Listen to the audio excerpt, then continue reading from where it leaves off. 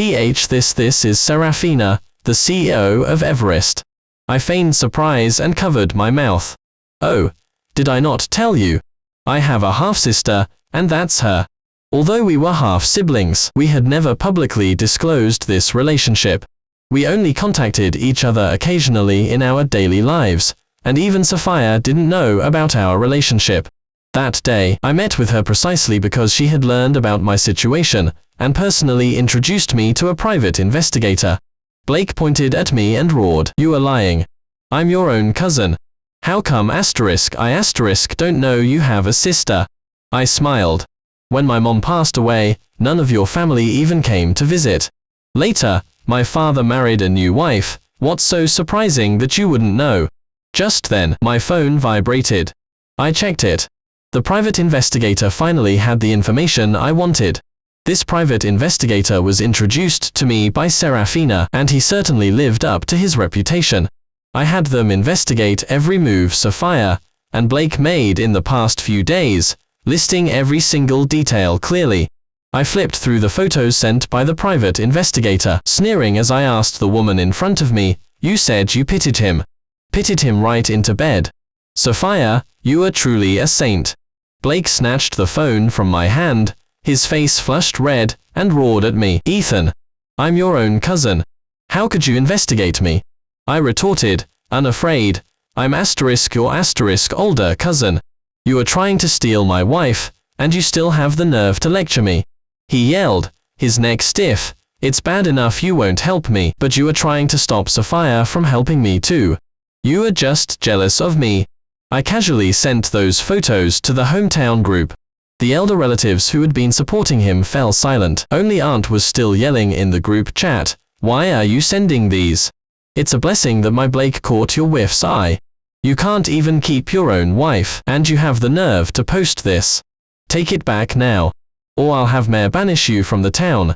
But she didn't expect that the other villagers not only didn't help her, but sided with me, all criticizing Blake. "Oh dear, he's willing to stoop so low with his own cousin's wife. He's really gone crazy for money. How can Mayor have such a shameless grandson, destroying someone else's family?" It seemed everyone still valued the gifts I sent during holidays and family gatherings more. Sophia pulled me aside and said in a low voice, "I've already apologized. What more do you want from me?" I shook her hand off. "I want you to divorce me." I took out the divorce papers again, and said, "If you don't sign them, these photos won't just be posted in the group chats." Blake came closer and said in a simpering voice, "Just sign it. Without him, you are still Sophia, aren't you?" With that, he picked up my divorce papers, and nodded with satisfaction. "At least you have some conscience. You didn't ask for the house, or the company." I looked at Sophia, "My lawyer and I both have a copy of the evidence of your infidelity. If you don't sign now, you'll be leaving with absolutely nothing." Sophia looked at the company, hesitated for a moment, and finally signed. I felt a huge weight lift off me, a sense of relief I had never experienced before. Serafina asked me curiously, "Brother, are you just letting her off the hook like that?" I shook my head. How could I? A few days later, I successfully withdrew my investment from Sophia's company, and secretly informed my media contacts. That very night, news of our divorce appeared online. Normally, a divorce for a small company's owner wouldn't be a big deal, but at the same time, Serafina publicly announced her sibling relationship with me. Everest, which was Serafina's maternal family's company, was a major player in the industry. As a result, companies that had been working with Sophia quickly terminated their partnerships, fearing to offend Everest. Without my investment and those partnerships, employee salaries and year-end bonuses couldn't be paid, and her company quickly collapsed. A few days later, the mansion's butler called me. "Mr. Wern, are you planning to sell the mansion?" I was a bit confused. My parents left that to me. Why would I sell it? The butler then reminded me, "These past few days, a man has been bringing many agents and potential buyers to view the house. I thought you were planning to sell." I immediately took my lawyer and rushed to the mansion. Just as I suspected, when I arrived, I saw Blake enthusiastically showing my mansion to the agents. Seeing me, he showed no panic. Instead, he provocatively asked, "What are you doing here?" I pulled out the property deed and snapped, "Shouldn't I be asking you that question?" He saw the property deed, pointed at me with a look of disbelief, and raised his voice, "Didn't you say you didn't want the house when you divorced? This house belongs to Sophia."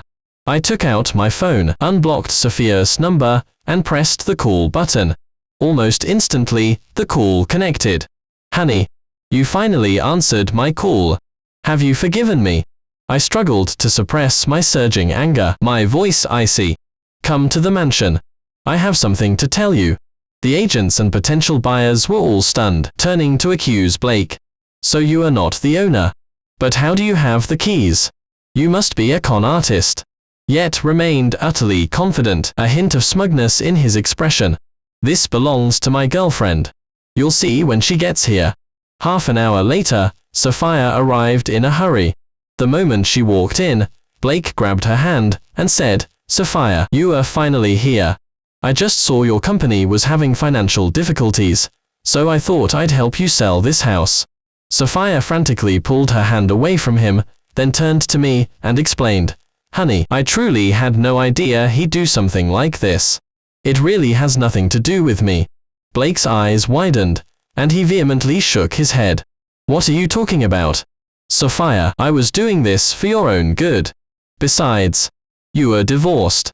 He explicitly said he didn't want the house. Then, he glared at me fiercely. "Get out now, or I'm calling the police." Watching him, I suddenly couldn't help but bend over and burst into laughter, my mirth laced with sarcasm. "I mean, you didn't finish high school, but you can't be illiterate, can you?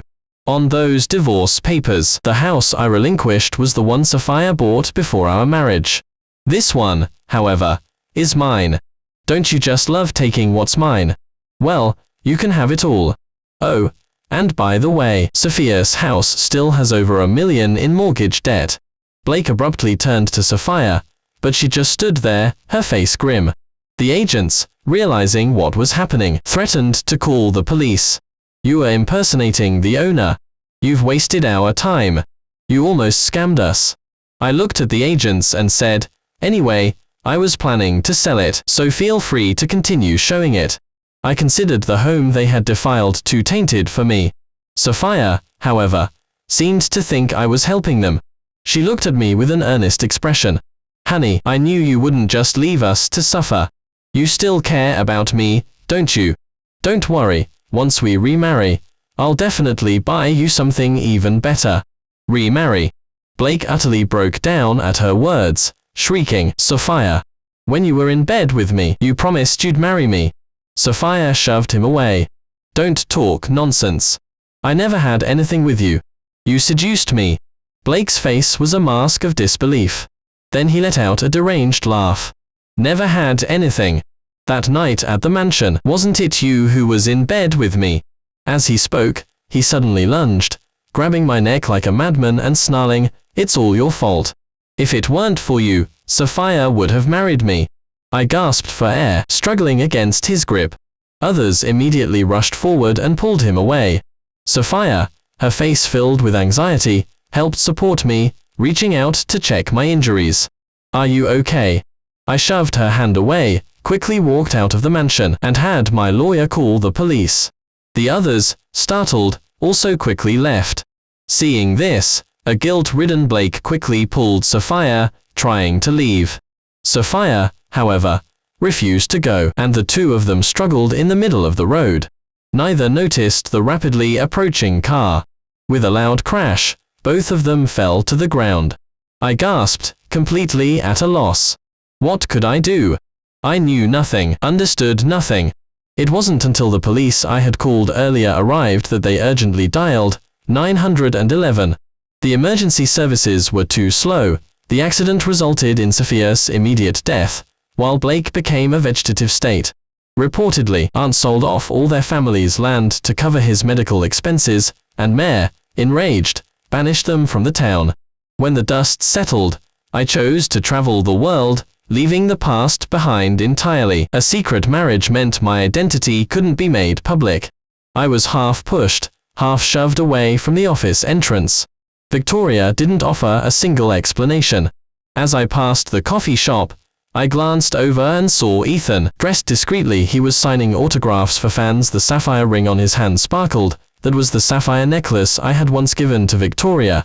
He noticed my gaze and even raised his hand, as if to show it off. Seeing the sapphire gleaming, I rushed over, grabbed his hand, and forcefully pulled the ring off. But, who had rushed over, pushed me away. I tripped and my stomach hit the corner of the table. She didn't even look at me, only checking Ethan's finger beside him. Victoria, is that the necklace I gave you? I asked in a muffled voice, enduring the pain in my stomach from hitting the table corner. Oh, this. Ethan said it looked good, so I had it made into a ring for him. It's just a gem. Why are you making such a fuss? I slowly walked over, suppressing the sharp pain, and said unwillingly, I spent all my savings on this, and this sapphire is very rare. Before I could say anything more, Victoria snatched the ring and tossed it out the window in an arc. Is that enough? But you broke Ethan's finger. Apologize to him right now. Her tone was very forceful, and Ethan added from the side, oh, Victoria, what about my shooting schedule tomorrow? Victoria's face darkened further and she said, Daniel, kneel down for Ethan, and I'll forgive you. Ethan is a celebrity, and his hands are very important to him. But I looked at Ethan's hand. It was clearly not seriously injured. Victoria, he's just... Seeing that I didn't want to kneel, Victoria interrupted me with a cold face. Daniel, are you going to kneel or not? If you don't expect me to forgive you. I felt extremely wronged, but seeing Victoria's expression, it didn't seem like a joke. I had no choice but to swallow my pride. Just kneeling is enough, right? Victoria looked at Ethan, who nodded in agreement. Then, I, who had never knelt before anyone else, kneeled down to earn her forgiveness. The marble tiles were cold, a chill that went from my feet to my heart. I decided to have an honest talk with Victoria. That day, I waited outside her office building very early, for a long time. It wasn't until all the lights in the office were turned off that I realized she had left much earlier. A trending topic suddenly popped up on my phone, catching my attention. Ethan in a relationship. Next to the handsome A-list celebrity was a slender woman wearing a baseball cap. I recognized Victoria at a glance. But before I could react, Mom called to say she was seriously ill. When I took a long train ride back to our family home, I found Mom unable to walk, completely dependent on a wheelchair. Soon after, the hospital fees became critical. Even though I had drained all my savings, I was still short $100,000 for the surgery. In desperation, I thought of Victoria. Victoria, could you lend me $100,000? MYS surgery is still short some money. My voice was humble, trailing off. After a long pause, she replied, all the company's liquid assets have been invested by me. I don't have a single penny right now. But just $100,000, that's not possible. I knew her company valuation. $100,000 wasn't difficult for her. Daniel, if there's nothing important, I'm hanging up. Victoria. But she had already hung up the phone call. Listening to the busy signal, I felt like I'd fallen into an ice abyss. My savings were accumulated little by little, and now they were almost depleted. I had even bought Victoria a ring last time. Now I regretted buying that ring. If I hadn't, I would at least have the money to save Mom now.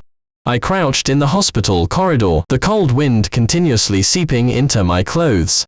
Finally, I had no choice but to take out a loan. It wasn't smooth at first, and in the end, I had to resort to a high-interest loan to ensure MOMS surgery was completed successfully. I could endure Victoria treating me poorly, but I couldn't bear her indifference towards MOMS surgery. Moreover, she wasn't short on that $100,000. I completely lost faith in her. The thought of divorcing Victoria grew stronger. This time, I wouldn't soften my resolve. When I returned home again, I expected it to be desolate, but to my surprise, it felt warm and even had some things that didn't belong. I held a pair of underwear that wasn't my size, lost in thought. No matter how I guessed, it could only be Ethan. Just then, the doorbell rang. Victoria walked in arm with Ethan and had someone behind them bring a photo frame into the house. Just one glance, and I could tell the image was exquisite. So exquisite it looked like wedding photos. So, you went to take wedding photos? Before could speak, Ethan casually interjected, Daniel, you misunderstood, it's just art photos. He took out slippers like he owned the place, and sat down casually on the sofa. Daniel, it's just a photo, why the long face, she said, about to sit next to Ethan. Recalling everything, my anger flared.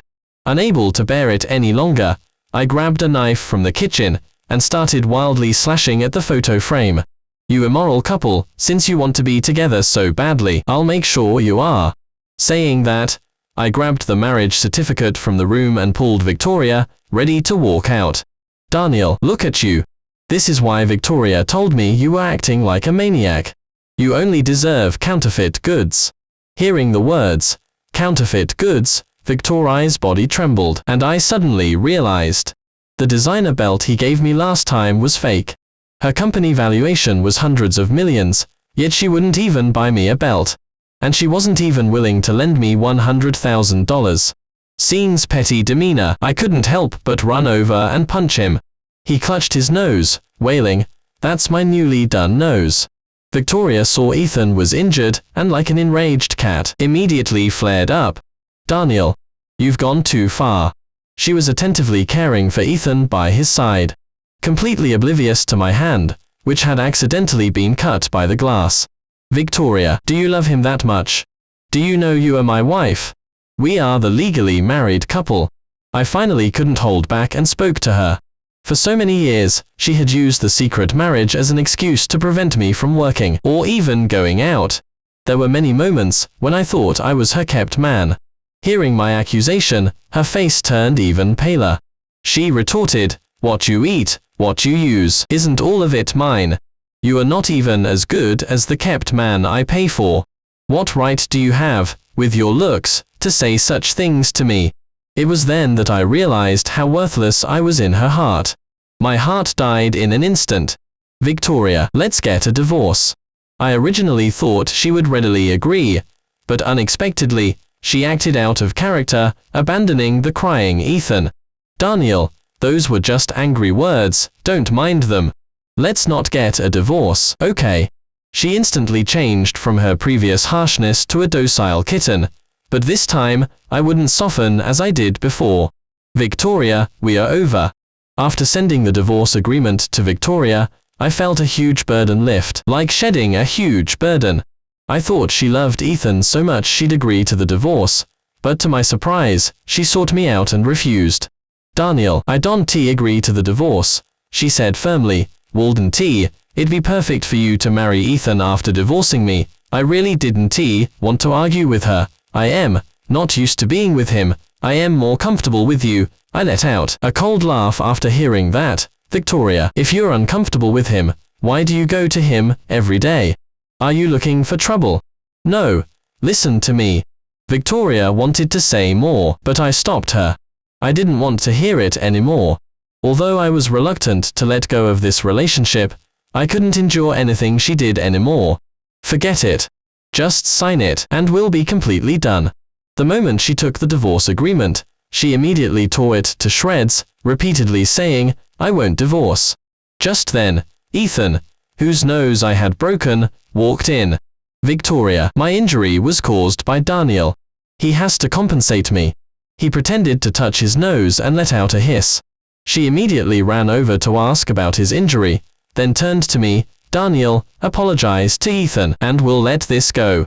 I had originally thought her refusal to divorce meant she still had some feelings for me, but now I understood that I was never her priority. So I repeatedly asked her, just an apology is enough, right?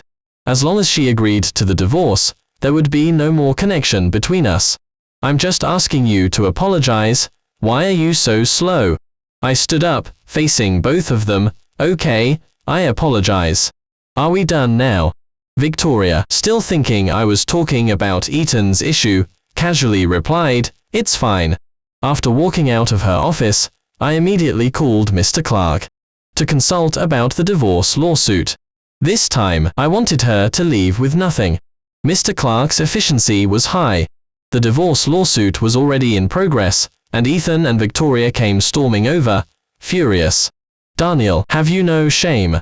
You actually want to take all of Victoria's shares. The way he stood with his hands on his hips, pointing and yelling at me, was like a street brawler, not at all like an A-list celebrity. Didn't you also want all her shares? And you have the nerve to lecture me here. Victoria froze upon hearing this, looking at Ethan in disbelief. Ethan, so you were just after money? As if his true motives were exposed, Ethan was instantly speechless, and seemed to have a sudden realization, quickly grabbing me. Husband, please don't divorce me, okay? I was just blinded by infatuation before. Now I only love you. Haha, I scoffed. Victoria, we are over. I shook off her hand, and walked far away without looking back. Before, my role was to stand still, and wait for her to look back. Even though I had made it very clear to her that there was no possibility between us, Victoria still wouldn't give up. For several consecutive days, she waited at my doorstep. On the morning of Newsday, the weather was very cold. Victoria waited downstairs, carrying my favorite gourmet breakfast pastries. Victoria, is this really necessary? Who are you putting on this act for? I glanced sideways and noticed there was soy milk in the breakfast. And I'm allergic to soy. Husband, I bought this from your favorite breakfast place. Try it. She held out the already cold breakfast with reddened hands. Out of respect for our years together, I couldn't bring myself to speak too harshly and urge her to go home early. Instead, she grabbed my hand and pleaded, will you just listen to my explanation? By some strange impulse, we sat down in the coffee shop, where we first met, discussing things calmly. She thoughtfully offered to order me an Americano, but Americano was her favorite coffee, not mine. She didn't know I always preferred cappuccino. I can't stand bitter tastes.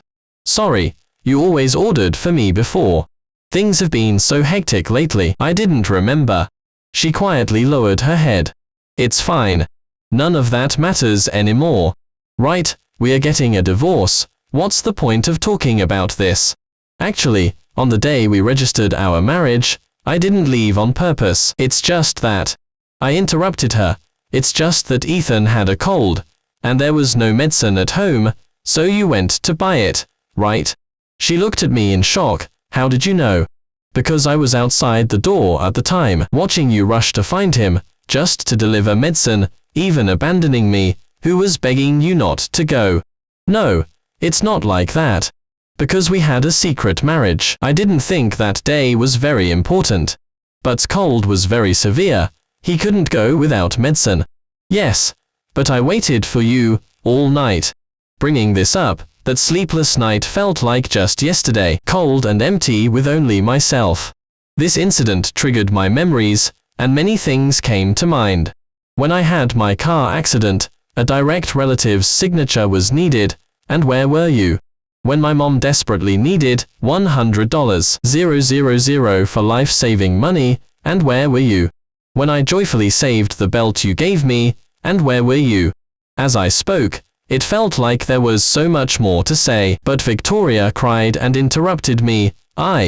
Ethan just needed me. I didn't expect you to react this way.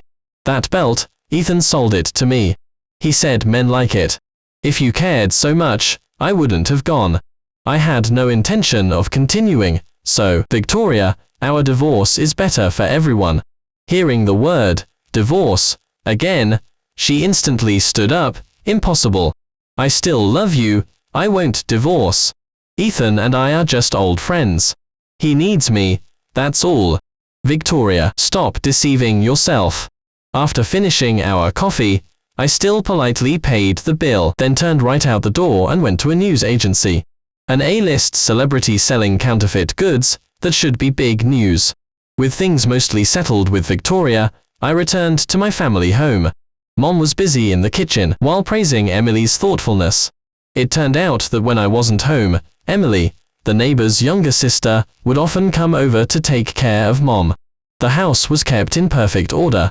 As I ate the peeled orange she offered, I said with a smile, you are truly a devoted wife and mother. Anyone who marries you would be so lucky. Emily, blushing, turned her head and replied, I only planned to marry the person I wanted to marry when I was little. I've waited this long, I won't give up. Daniel, what are your plans after the divorce?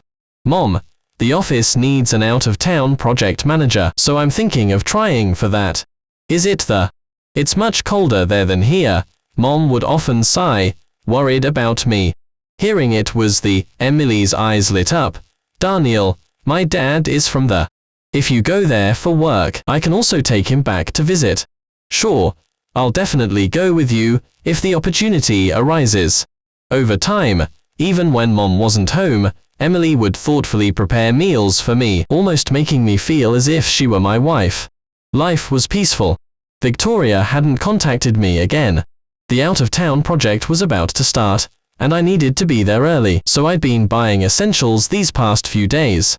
I was originally shopping with Emily, but as soon as I got home, I saw Victoria attentively massaging Mom's back. Her tone was much gentler, a side of her I had never seen. Husband, you are back. Dinner's ready. Come eat. Then she glanced at Emily, asking tentatively, who is this? This is. I was about to say, but Mom interrupted, this is the neighbor's child. She's been having dinner at our place these past few days. Victoria, it's fine, let's eat. Although they were at odds before, now the two at the dining table were like a mother and daughter. Emily hesitated for a long time on the side, not daring to approach, and finally, I told her to sit down. Eat some of this, and this too, it's good for you. Mom practically put all the dishes on Victoria's plate, but declined, saying, I don't have much appetite. While I was still puzzled, she suddenly stood up and rushed to the bathroom. It wasn't until the flushing sound ended that Mom slowly said, Emily, don't mind her, Victoria is pregnant, and her appetite hasn't been good lately. Hearing was pregnant, I was instantly shocked. I started counting the days in my mind. It was exactly the night she gave me the belt. I couldn't resist her gentle advances and indulged for one night. At the time, I thought it was fine, but now I was filled with regret. Now we were in the midst of a divorce lawsuit. If there was a child, divorce would be impossible. Emily's face was as grim as mine, and she quickly left, making an excuse of having something to do after barely eating. Husband, my appetite hasn't been very good lately, I'm sorry for disturbing your meal. Looking at Victoria, who was acting so contrary to her usual self, I asked in a cold tone, have you been to the hospital to confirm? What do you mean? Would lie. Hearing me say that, Mom instantly flared up. Mom, that's not what I meant. Please listen to me explain. I immediately tried to calm Mom down. I don't care what you mean. My grandson cannot have any mishaps. After saying that, Mom even helped Victoria back to the bedroom. Although I didn't want a child, Mom's will was very firm. Then, thinking of Emily, I still called her to explain. Daniel, I'm fine. You take good care of Victoria. Even though she was comforting me, I could hear the pauses in her voice and a slight sob. I wondered how long she cried after getting home. I carefully recalled that night, I had taken foolproof precautions. Victoria's arrival delayed my plans, and my departure for the was postponed repeatedly. Originally, I planned to go with Emily, but now we had gradually lost contact. Meanwhile, Mom was preparing different nutritious meals for Victoria every day. However, we still slept separately. To confusion, I explained it was to make Victoria more comfortable during her pregnancy. This reduced a lot of suspicion. Emily unusually asked to meet me downstairs. She pulled out a warm roasted sweet potato from her tightly wrapped puffer jacket. Daniel, do you remember when we were broke, roasted sweet potato was our favorite thing to eat? Holding the roasted sweet potato, I couldn't calm down for a long time. Emily, you are really great. Before I could finish, Victoria's voice came from a distance. What do you mean? Emily. Before I even saw her, she forcefully slapped Emily across the face. Bitch, what are you doing seducing my husband? Emily covered her face, tears instantly streaming down. Victoria. I stopped her from trying to slap her again. Daniel, are you divorcing me because of her? Is this slut seducing you? Victoria was absolutely furious. Daniel, you know I didn't. Emily explained indignantly. Enough. Victoria. Just as I was about to stop them, Victoria stepped forward, grabbed Emily's hair, and slammed her to the ground. During their struggle, Victoria accidentally fell to the ground. I knew this could lead to a miscarriage, so I immediately took her to the hospital, even though she repeatedly said she was fine on the way. While waiting for the examination, I thought it would either be a miscarriage or a safe outcome. But the doctor told me she wasn't pregnant at all. The news instantly shattered my mind. I returned to the hospital room to question Victoria, but she seemed to have anticipated it, and had already fled, nowhere to be found. Emily still comforted me as usual, saying Victoria might have had some difficulties and left first. In a fit of anger, I called Mr. Clark and submitted all the evidence concerning Ms. Victoria's office as well. No matter the outcome, she deserved whatever came her way. After learned that Victoria had a faked pregnancy, she was so angry she stayed in bed for 3 days. Her health gradually improved thanks to Emily's meticulous care. Her attitude towards Victoria also gradually turned cold. Anyone who mentioned Victoria was sure to get an eye roll from her and became her good daughter-in-law. Mr. Clark's efficiency was high. Our divorce lawsuit had been approved now. We just waited for the assets division. When both parties met, Victoria wore sunglasses and looked noticeably haggard. Mr. Clark, please notarize this. As I spoke, I took out the evidence I had collected and handed it over. Victoria's lawyer's face instantly changed upon seeing it. Indeed, all the evidence was against them. If I wanted, they wouldn't get a single penny. Just then, Victoria suddenly spoke, I don't want anything. Can we not get a divorce? Saying this, she took off her sunglasses, revealing dark circles that even foundation couldn't fully conceal. Victoria, do we have any other choice now? She seemed to realize that what she had done was indeed wrong. After much hesitation, she finally took out a pen, ready to sign the agreement. Wait. Ethan, impeccably dressed, appeared at the doorway. Why should Victoria leave with nothing? The office was all her own hard work, he said, about to complain on Victoria's behalf. He even tried to get Victoria to help him, but she, surprisingly, just glanced at him and replied, please don't interfere in my husband's and my affairs. Victoria, listen to me, he just wants to take all your assets. Have you said enough, Ethan? Our conflict like this is all because of you. Victoria retorted. I intervened to stop them. I apologize, but I don't want any more complications. Please sign quickly. The lawyers were also waiting. Just as Victoria had written one character of her name, Ethan slowly spoke, the office is gone. What did you say? Victoria and I said almost simultaneously. Under's explanation, we realized that the office had become a shell company long ago. All the amounts on the books were just numbers, no money could actually be withdrawn. Everything that could be mortgaged for a loan had been.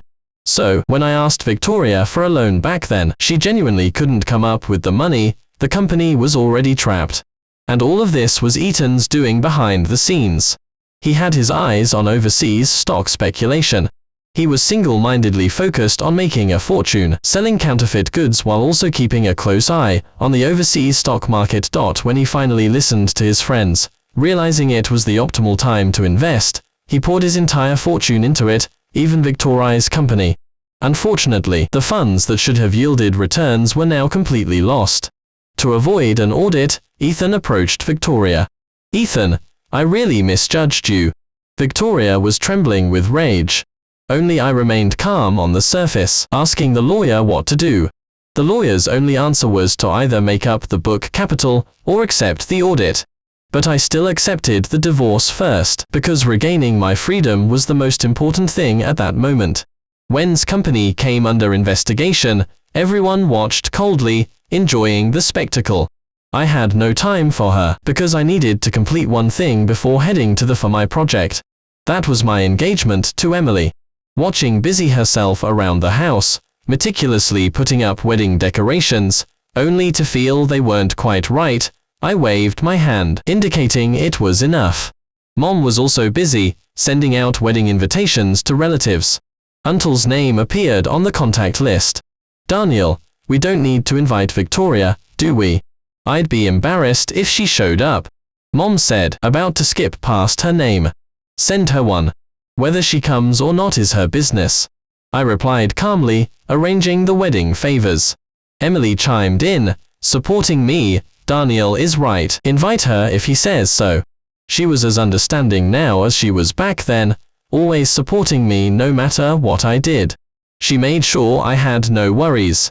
The night before the engagement, our family was happily watching the evening news, when an entertainment report suddenly popped up. Renowned celebrity Ethan was suspected of selling counterfeit goods and violating financial regulations through stock speculation. Local police were currently investigating. The scene shifted, and Ethan looked much more haggard, but I also noticed a tiny dark silhouette in the background. It was Victoria. I knew that even if she said she didn't love me, deep down, she couldn't let go. On the day of the engagement, Emily and I toasted all our relatives and friends, and I even announced that I would be taking a position as a project manager in the. A few uninformed relatives even asked, "Where's your wealthy wife?" This drew a roar of laughter from the crowd. Everyone knew about Victoria's scandal. But I still felt one should leave some room for retreat, so I explained, "Let's not talk about her, let's keep drinking. This is my new beginning." Emily instantly understood my meaning, and echoed, "Exactly. What's past is past." In our final toast, we exchanged our most sincere blessings. Not long after moving to the, Emily and I officially married, and a few months later, she became pregnant. While reveling in the joy of becoming a father, she pulled me back to her family home. She rummaged through things and pulled out an old yearbook. It contained our class photo. Everyone had wishes and blessings written, and we chuckled as we flipped to our page. Daniel's wish was to earn a lot of money, to support his entire family and live a happy, fulfilling life. Next to it was Emily's wish. My eyes darted to my name, and Emily read it softly. "My wish is to marry Daniel, because he always takes me for ice cream. Even though I get a stomach ache every time, he's the best to me. We'll be sweet and happy together forever." After finished, she smiled knowingly at me, and I suddenly realized that the person I truly loved had been by my side all along. She had been there for so long, and I hadn't even known it.